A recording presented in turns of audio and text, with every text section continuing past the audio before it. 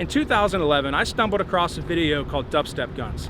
Its eye-catching VFX made quite an impression for a video on YouTube, and I found myself exploring a channel known as Corridor Digital. Created by Sam and Nico, the team was becoming well known for their skills in visual effects and their pop culture inspired videos. Hey, it's me, Mario. Having grown since then, the studio has put out an enormous amount of content, and I decided that I wanted to give back. So last year, I had an idea. Would it be possible to take their studio, build it inside Halo Infinite's Forge mode, and turn it into a battleground?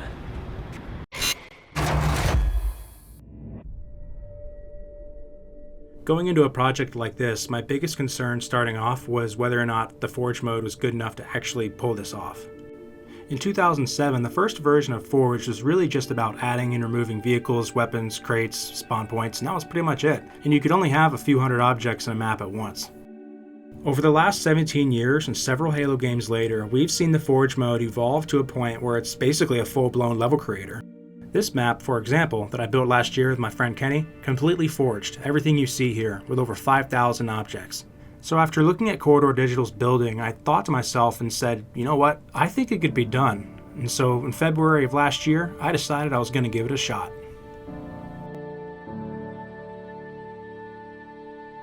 So I've done work like this in the past, but there was one unique problem here. I live in Cincinnati, Ohio, and Corridor Digital is way over in Los Angeles, California. There's no way that I can get any hands-on reference. So I was very excited to work on this, but I realized that I was going to have to treat this like a marathon and not a sprint. I was going to have to take the time to study their building by watching older videos on their channel and the new ones as they came out. I hope you guys enjoy just a small glimpse of what it took to piece together Corridor Digital, one block at a time.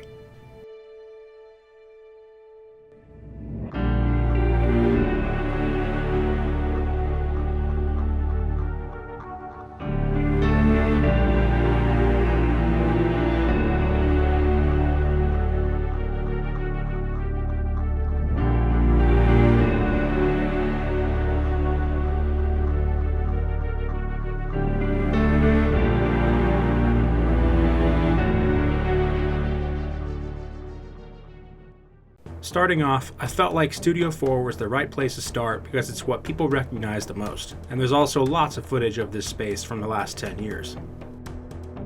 After working out a crude block out, I then made my way to the hallway that runs along the left side of the building. The building itself has 6 studios, and by entering through the loading dock, you gain access to Studios 4, 5, and 6.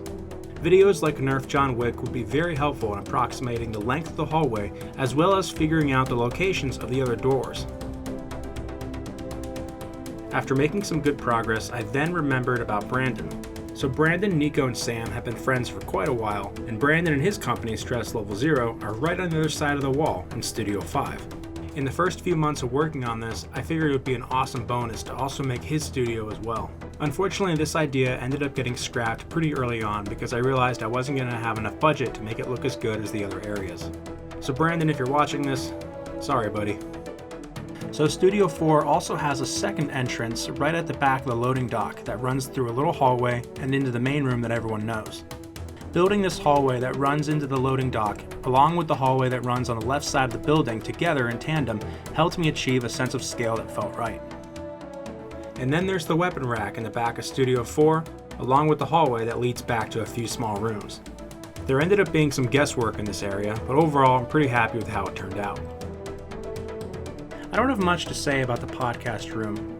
For this room in particular, the walls have changed colors several times over the years.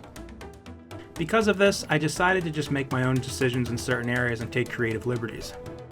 Thankfully, the Corridor logo is pretty cheap to make, because as of this version of Forge, we now have trapezoids. The other entrance to the building that leads to Studios 1, 2, and 3 had me a bit nervous. There really isn't much footage in this area at all. Eventually, I was able to find what I needed thanks to the world's longest lightsaber video and the other video where Jake dressed up as an AC repairman. I was a little concerned about this area early on in the project, but fortunately those 2 videos provided enough footage to get what I needed.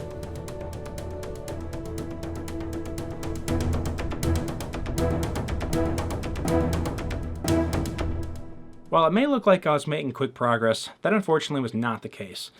You see, I needed footage of pretty much everything in that building. Floors, windows, doorways, walls, the ceiling even, and even factoring in things like set dressing when it comes to lighting, when it comes to props, things like fire extinguishers, desks, computers, plants, monitors, acoustic foam, which thankfully I have that in this room, so I have reference of that, but otherwise, how do I know what to build, right?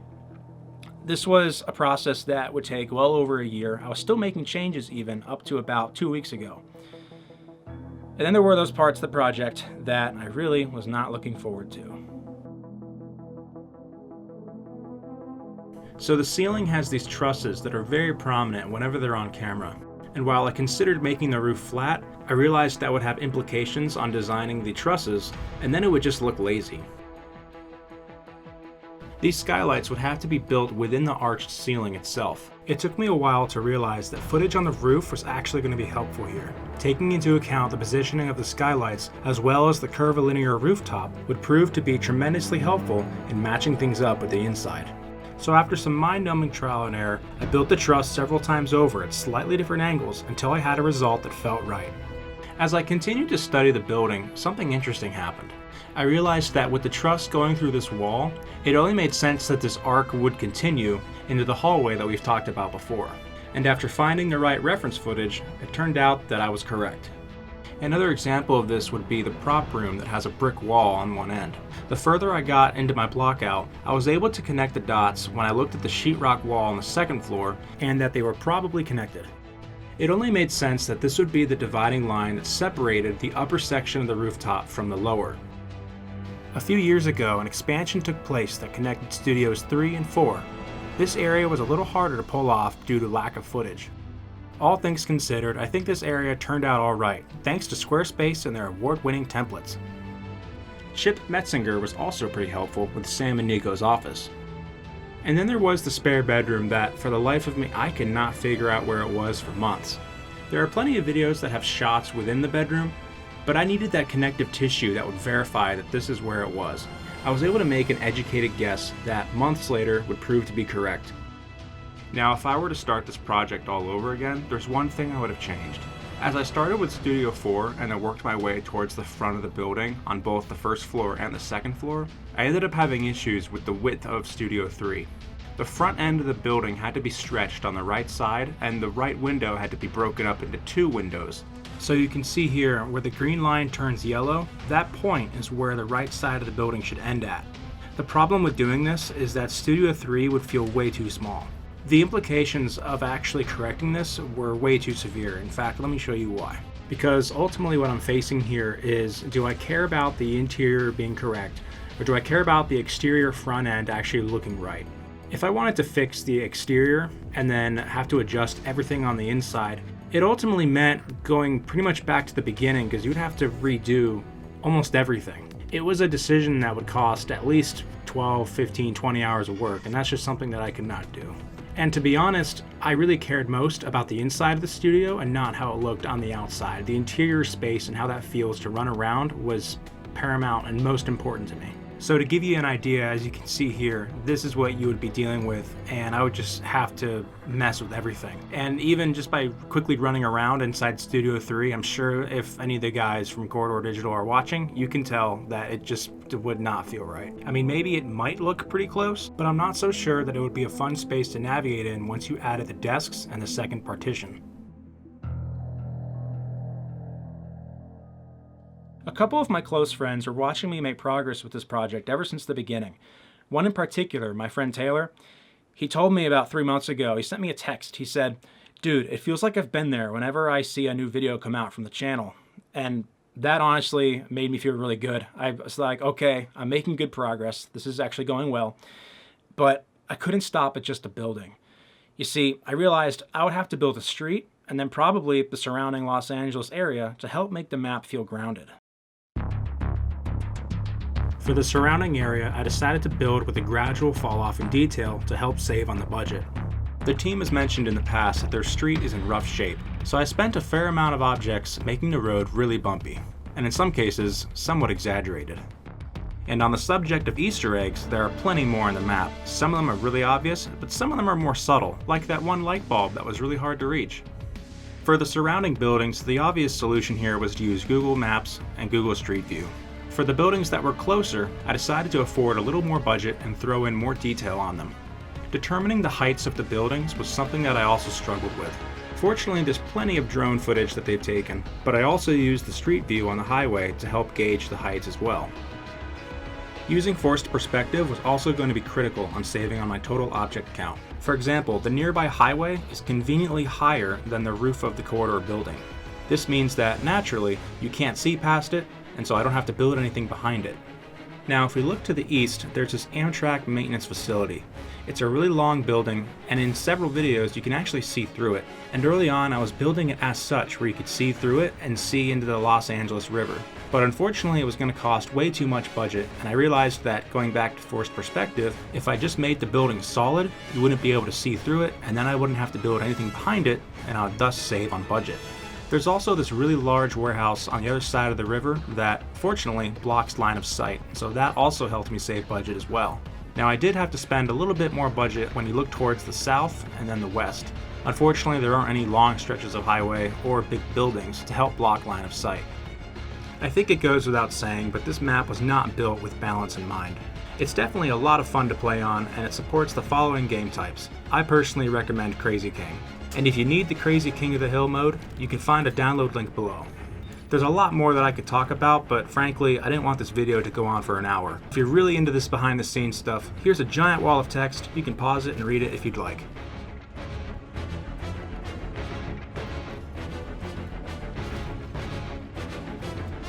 There's also one more thing. You see, there's actually a second version of this map, because back in October, 343 Industries released an update for Forge where we could place AI into our Forge maps. And I thought to myself, I just have to do something with this. So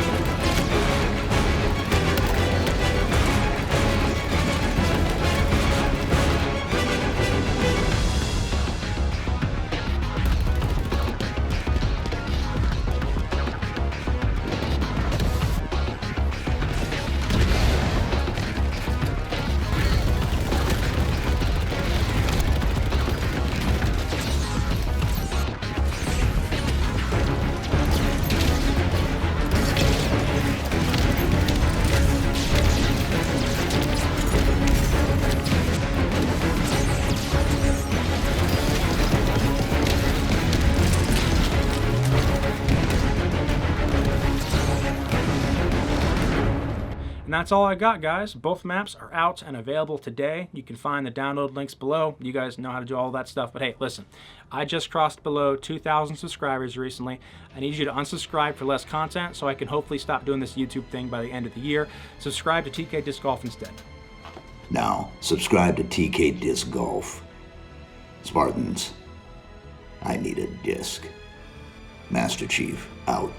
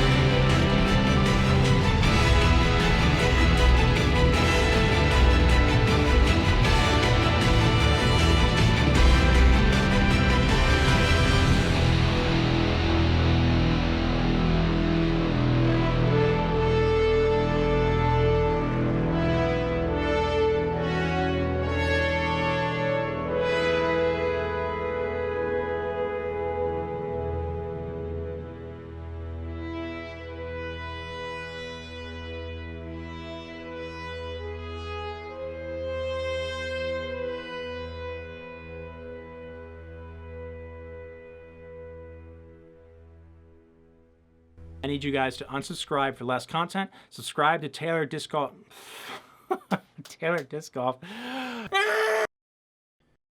Alright, so you stuck around for the whole video. Well, there's one more surprise. If you're one of those guys that's played Halo for a long time or any other multiplayer shooter, you probably enjoy getting out of maps. So I decided that on the daytime version, I set something up where if you follow what I'm doing here, you can get out of the map. The lower section of this wall is solid, so you do need to jump here. And you also need to have a grapple shot, by the way. There's a series of safe zones that if you run through, you will then be able to get to the final spot, and it will delete all of the kill volumes, so you can literally run anywhere. I've edited this down, so just be aware you will need to sit at the little save volumes for like 10 seconds or so for your timer to go back up.